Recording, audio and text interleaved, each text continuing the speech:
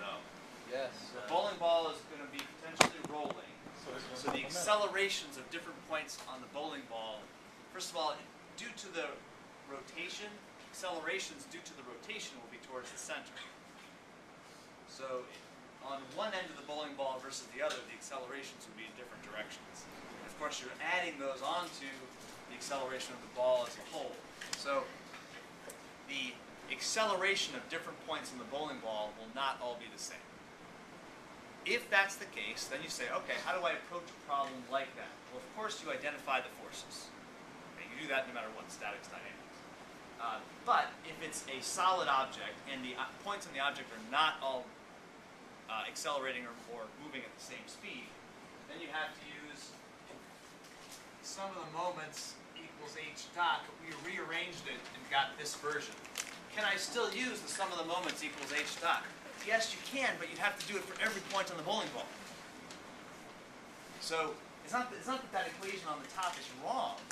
It's just that you'd have to do it separately for every atom inside the bowling ball, which would make it not really practically usable. So for the bowling ball, we're using sum of the moments equals moment of inertia times theta double dot. And sum of the forces external equals the total of mass times the acceleration of the center of mass of the object. So when you see this bowling ball problem, I want you to see that as your overall plan. In order to implement that plan, you need to get several pieces and maybe do a little bit of work along the way. One of the key pieces that's missing is this moment of inertia term. And as I've said, as a practicing engineer, if you feel comfortable with what the moment of inertia is, and you understand what it's trying to tell you about a problem, then you might just look it up and get an equation out of a textbook. In this case, our shape of a bowling ball would be most accurately described as what for a bowling ball? Sphere. So you'd go online, do the moment of inertia of a sphere, and what you'd get is a formula. You'd get I equals 2/5 mr squared. Now, instead of just taking that formula for granted, today I'd like to show where that comes from. Okay? We did an example for a cylinder. We did an example for a bar. And this will be the last example that I'm going to do together as a class. There could be other shapes, though, that you might be interested in. And I could test you with a problem where you have to figure out the moment of inertia. So in that sense, what I'm about to do next, these next 10 minutes or whatever, is something that you need to be able to do. But it's important that you don't lose sight of what's going on.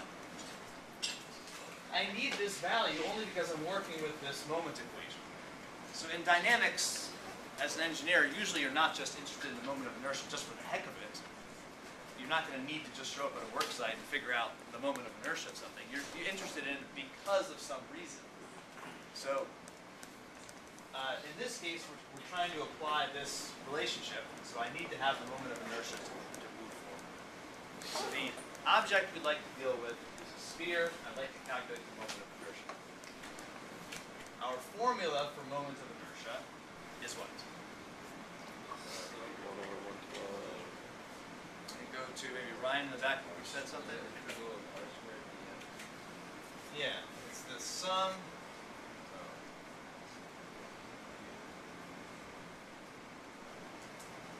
It's the sum of the individual distances from those points to something times their masses.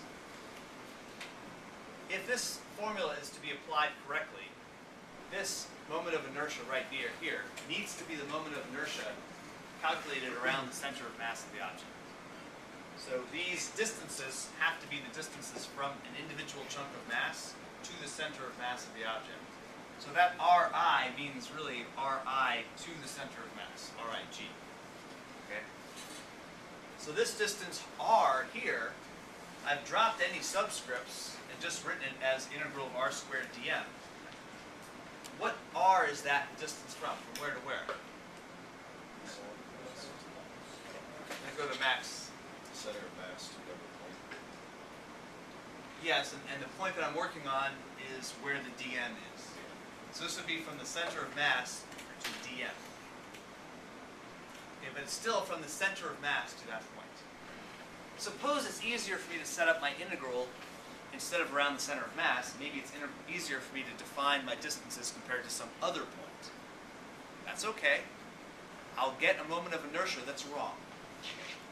If I get a moment of inertia that's calculated around a different point than the one that I actually want, then you have to use what's called the parallel axis theorem, which is that I wrong equals I right plus d squared m. We used that in the strength of materials class, and we can use that again here. Because the shape of this integral is the same. In strength of materials, it was r squared dA. Here it's r squared dm. Okay, but whether I do it from the beginning or whether I do it at the end by getting the wrong value and making it the right value, it doesn't matter. Somehow at the end of the day, when the dust clears, I have to have figured out the center of the moment of inertia when calculated around the center of mass. Just to clarify, the d is the distance from the center of mass to the actual center of mass. Yes, the d would be the distance between where I did calculate it to where the center of mass would be. It gets much more complicated than what I'm presenting this semester. The moment of inertia looks like it's just a number from this equation, 5. Okay? The moment of inertia is more complicated than that. If I were to calculate the moment of inertia of this marker can rotate in different directions. It can rotate this way, and a rotation of the marker this way would be described as what? What direction is that rotation? Negative k hat. Positive k hat. Going clockwise.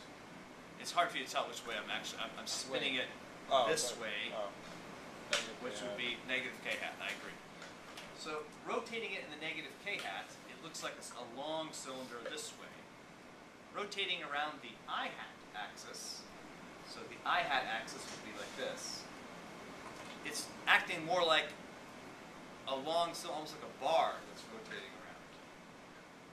So rotating this way, do I expect to have the same moment of inertia rotating like this or rotating like that? No. So it's the distance to the center. The r is the distance to the center of mass, but it's the center of mass and the axis of rotation. So, for example, we all agree the center of mass of this marker is right in the middle. Okay?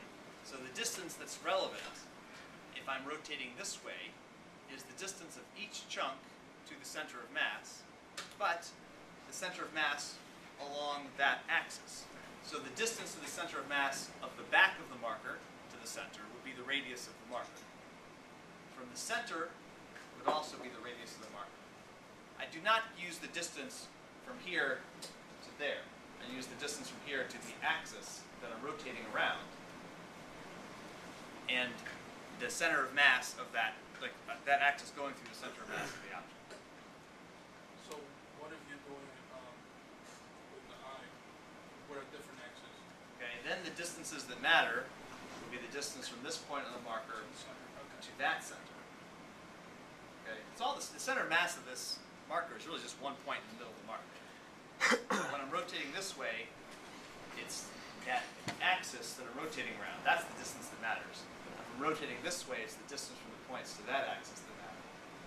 So the moment of inertia is different for different directions that I'm rotating an object. So I have two hands up. Let me hold that thought for just a second. So it may look like for an object I can calculate one number for this moment of inertia, and that is not correct.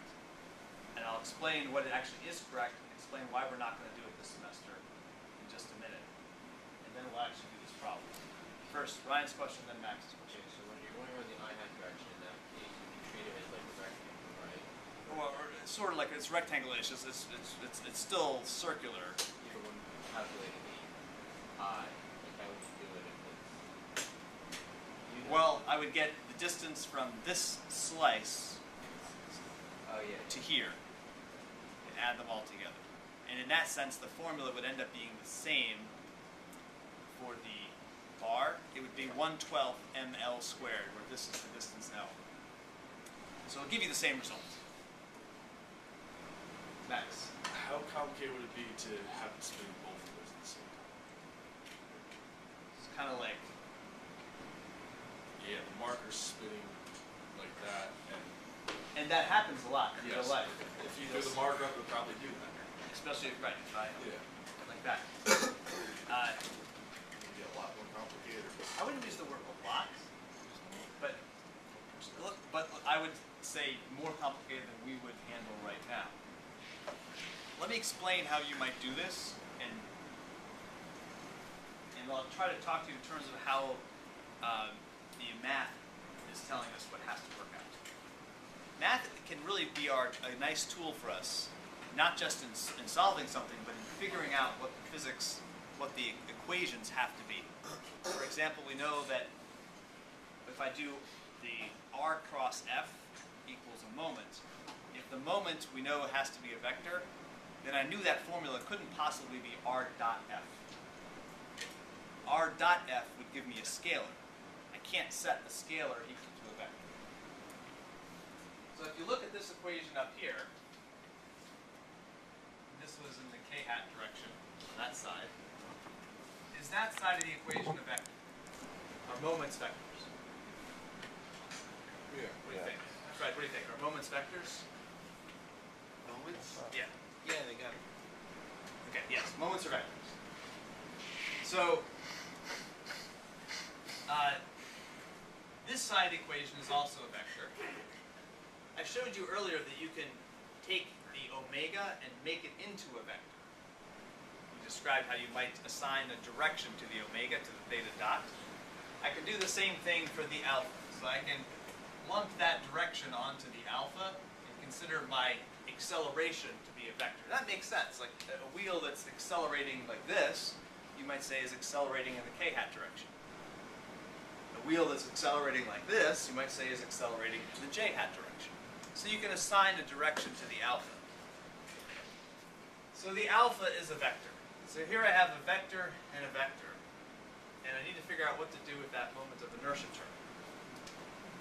So we've got sum of the moments equals I alpha. And here I've assigned some vector properties to the alpha, some vector properties to the moment. And suppose this is a 3D vector and that's a 3D vector. Then I would write this as a 3 by 1. And I would write that as a 3 by 1. If I take a vector and multiply it by a scalar, like the number 2, so if this were just a number, will that work out? If I take a vector times a number to give me a vector, well, does that work? Yes. Max is saying yes, Roger says yes, Eric says yes, you're all right. Okay? So one way this can work out is if the moment of inertia is just a number. But there's a second way it can work out.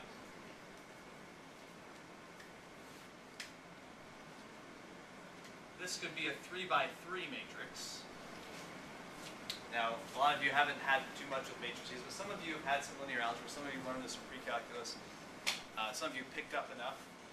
When you multiply matrices together, if I multiply a 3 by 3 times a 3 by 1, and you multiply two matrices, you'll always get a result that is the first times the last.